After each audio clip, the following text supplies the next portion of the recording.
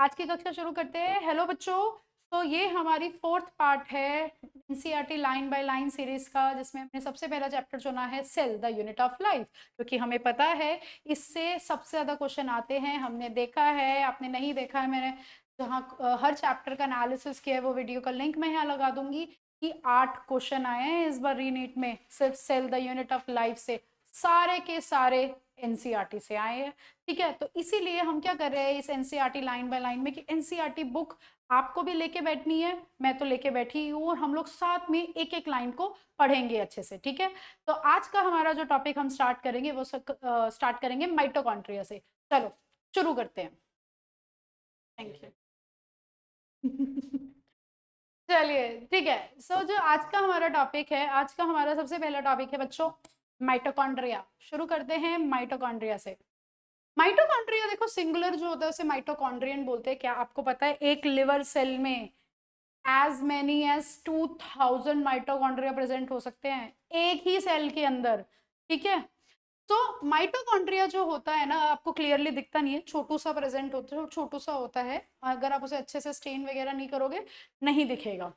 Okay, बहुत सारे mitochondria present होते हैं, डिपेंड करता है फिजियोलॉजिकल एक्टिविटी सेल की, क्योंकि जो लिवर होता है वहाँ पे मेटाबॉलिक एक्टिविटीज होती है, इसलिए लिवर के सेल्स में ज्यादा माइटोकॉन्ड्रिया होते हैं, जैसे मैंने आपको बताया।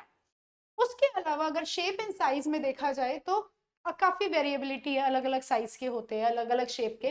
टिपिकली तो सॉसेज शेप जो होती है ये सिलेंड्रिकल, डायमीटर इसका छोटू सा 0.2 से या 1 माइक्रोमीटर होता है, एवरेज लगा लो 0.5, और लेंथ इसकी 0.1 से 4.1।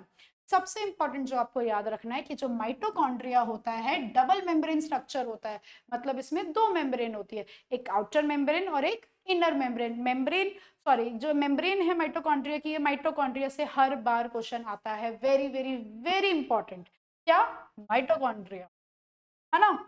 चलिए, सो माइटोकॉन्ड्रिया जो होता है डबल मेम्ब्रेन स्ट्रक्चर होता है। पहले इस डायग्राम को थोड़ा समझ ले। मैंने अभी आपको बोला डबल मेम्ब्रेन, ये आउटर मेम्ब्रेन है, ये इनर।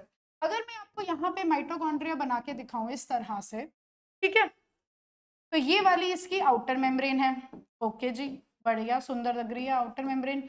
अब अंदर वाली जो है इसकी, वो क्या है? ये वाली इनर मेम्ब्रेन।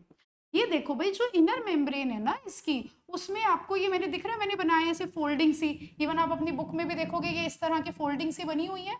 इन फोल्डिंग्स को, कि जिससे एरिया इंक्रीज हो जाए, इन्हें बोलते हैं क्रिस्टा। क्या बोलते हैं? याद रखना है। गोल्गी में सिस्टर्न्स होती हैं, वो सिस्टर्न्स थी, कंफ्यूज नहीं होने, सिस्टर्न। और माइटोकॉन्ड्रिया में क्रिस्टा होती है। ठीक है, इसके अलावा जो आपको इस बार रीनीट 2026 में भी आया था कि ये जो इनर माइटोकॉन्ड्रिया के अंदर वाला जो ये एरिया है, क्रिस्टा के अंदर वाला, ये क्या होता है? इसको हम लोग बोलते हैं मैट्रिक्स। ठीक है, और ये वाला जो एरिया है दो मेम्ब्रेन के बीच वाला, इसको हम लोग बोलते हैं इंटर मेम्ब्रेन स्पेस। ठीक है, तो क्या बोला मैंने? वेरी सिंपल, कि माइटोकॉन्ड्रिया में दो मेम्ब्रेन होती है, एक इनर मेम्ब्रेन, एक आउटर मेम्ब्रेन। इनर मेम्ब्रेन जो होती है उसमें आपको फोल्डिंग्स मिलेंगी जिन्हें क्रिस्टा बोलते हैं। इनर मेम्ब्रेन के अंदर वाला जो एरिया है माइटोकॉन्ड्रिया में, उसको बोलते हैं matrix. Inner membrane outer membrane के बीच में जो एरिया है उसको बोलते हैं इंटर मेम्ब्रेन स्पेस। ठीक है, तो चलो, क्या यही लिखा है तुम्हारी बुक में? ऑफ कोर्स यही लिखा है भाई, कि mitochondria double membrane bound structure होता है। आउटर मेम्ब्रेन है, इनर मेम्ब्रेन है, जो ल्यूमेन को दो कंपार्टमेंट में डिवाइड कर देती है। आउटर कंपार्टमेंट वही जो बाहर वाला है भाई, जो इंटर मेम्ब्रेन स्पेस है वो, और इनर मेम्ब्रेन के अंदर वाली जो जगह है इनर कंपार्टमेंट। इनर कंपार्टमेंट में भर भर के लिखा है ना, डेंस होमोजेनस सब्सटेंस, जिसे क्या बोलते हैं? मैट्रिक्स होता है। आउटर मेम्ब्रेन कॉन्टिन्यूस तो होती है, लिमिटिंग बाउंड्री होती है, जबकि इनर मेम्ब्रेन में इनफोल्डिंग्स, ऐसे फोल्डिंग्स होती है जिन्हें क्रिस्टे बोलते हैं। सिंगुलर है तो क्रिस्टा बोलते हैं। इसके अलावा भाई सरफेस एरिया आपको फंक्शन याद रखना है कि सरफेस एरिया को ये इंक्रीज करती है। तो ये दो मेम्ब्रेन्स होती है, इनका खुद में basically have their own specific enzymes, अपने अपने एंजाइम्स होते हैं, अपना अपना जो है माइटोकॉन्ड्रियल ये फंक्शन करती है, ऐसा कुछ एक दूसरे में घुसती नहीं है, अपने अपने स्पेसिफिक एंजाइम इनके होते हैं। माइटोकॉन्ड्रिया हमको पता है, ये इंपॉर्टेंट है, याद रखेंगे आप। Mitochondria are the site of aerobic respiration, यहाँ पे एरोबिक रेस्पिरेशन होती है, ठीक है। ये आपको आगे के जो चैप्टर्स आएंगे ना उसमें हमें पढ़ना भी है, अभी के लिए इतना तो याद होना चाहिए कि mitochondria are the sites of aerobic respiration. ये क्या प्रोड्यूस करती हैं? सेलुलर एनर्जी, किस फॉर्म में? एटीपी। और ऑफ कोर्स जो हम 9th क्लास से पढ़ते आ रहे हैं अभी ना, mitochondria is the power house of the, correct, ये पावर हाउस होता है सेल का। मैट्रिक्स जो होता है ना, अच्छा very very very important topic ये वाला, बच्चे ध्यान नहीं देते हैं। ये हमें पता है कि माइटोकॉन्ड्रिया में खुद का डीएनए, खुद के राइबोसोम, सिमिलरली प्लास्टिड में भी खुद के डीएनए, खुद के ribosome.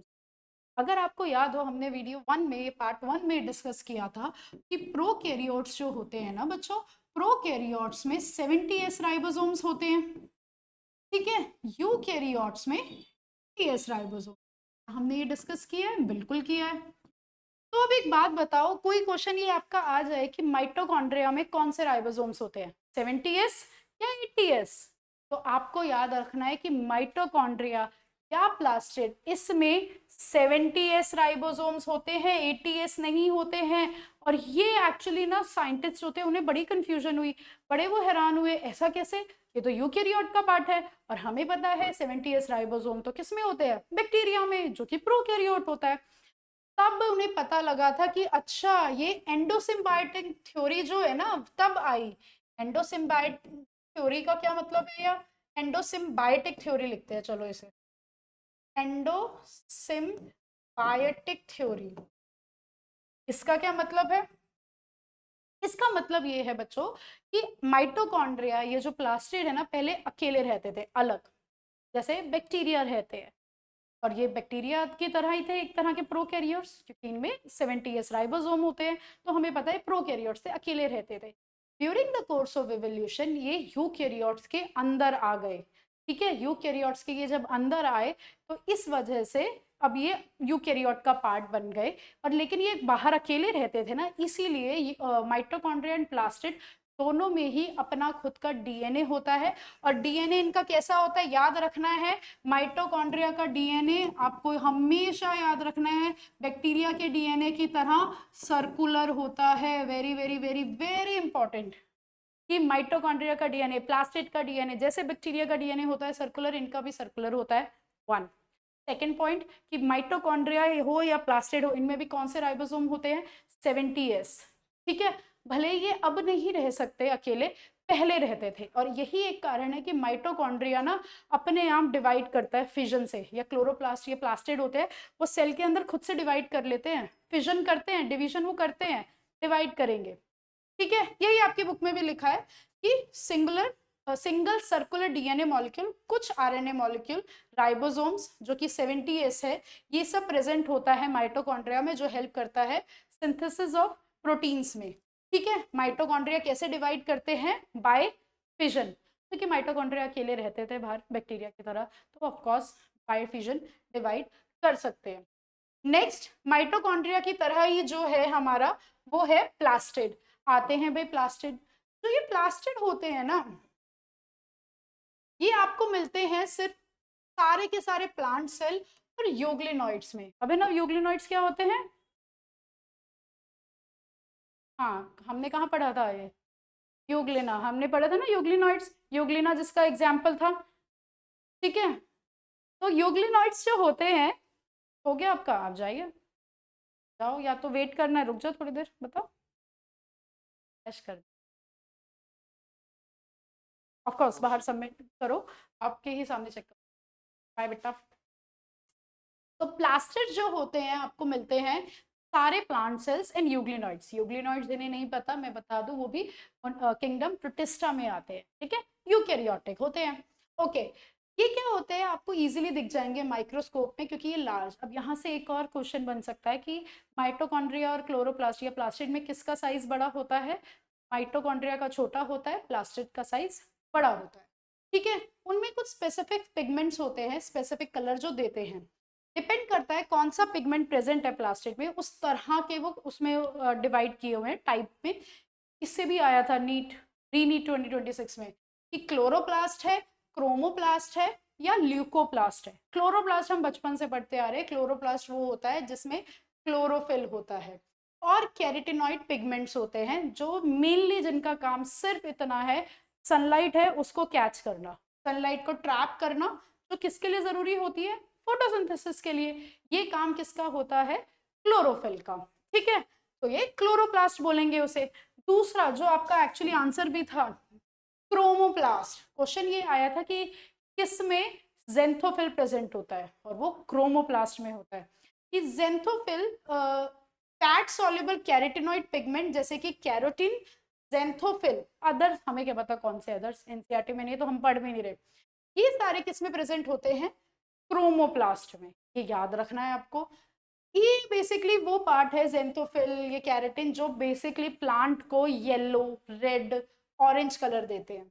Okay, leucoplast colourless plastid, इनमें कोई कलर नहीं होता, कलर नहीं होता, अलग अलग साइज और शेप्स के होते हैं। मेन इनका काम स्टोर का होता है, स्टोर रूम की तरह होता है कि ये न्यूट्रिएंट्स को क्या कर रहे हैं, स्टोर कर रहे हैं। इसके अलावा अमाइलोपास्ट जो होते हैं कार्बोहाइड्रेट मतलब स्टार्च को स्टोर करते हैं। जल्दी से बताओ, प्लांट जो है अपना खाना किस फॉर्म में स्टोर करता है, स्टार्च की फॉर्म में। एनिमल किस फॉर्म में स्टोर करते हैं, जैसे ह्यूमंस है, हम किस फॉर्म में स्टोर करते हैं, हम स्टोर करते हैं ग्लाइकोजन की फॉर्म। ठीक है, क्योंकि जब हम ये पढ़ेंगे ना ये इसके बारे में नेक्स्ट आगे चैप्टर्स में, तो ये बहुत बेसिक है, आपको पता होना चाहिए। अच्छा, जैसे कि पोटैटो में होता है कि एमाइलोप्लास्ट प्रेजेंट होते हैं, स्टार्च को वो स्टोर करके रखता है। एलायोप्लास्ट जो होते हैं वो ऑयल और फैट को स्टोर करके रखते हैं। ठीक है, एलायोप्लास्ट किसको स्टोर करते हैं, फैट और ऑयल को, जबकि एलेरोप्लास्ट स्टोर करते हैं प्रोटीन को। अलग अलग ये प्लास्ट अलग अलग जो है प्लास्टिड है जिनका अलग अलग काम है। नॉर्मली जो क्लोरोप्लास्ट, अगर हम क्लोरोप्लास्ट का स्ट्रक्चर यहाँ पे डिस्कस करेंगे, क्लोरोप्लास्ट क्या होता है, वो ग्रीन प्लांट्स में प्रेजेंट होगा। ठीक है, कहाँ पे, मीजोफिल, जो लीव्स के मीजोफिल सेल्स होते हैं वहां पे प्रेजेंट होता है। ये किस शेप के होते हैं, लेंस शेप के, Oval, spherical, discoid, even ribbon like organelles भी मिल जाएंगे। 5 to 10 माइक्रोमीटर लेंथ होती है, विड्थ इसकी 2 to 4 माइक्रोमीटर होती है। इनके नंबर डिपेंड करता है, जैसे क्लामाइडोमोनाज है एल्गी, उसमें एक हो सकता है एक सेल में, ग्रीन एल्गा में 20 to 40 पर cell in measure to number. अच्छा, अभी पहले ना यहाँ पे आने से पहले ये स्ट्रक्चर देख लो।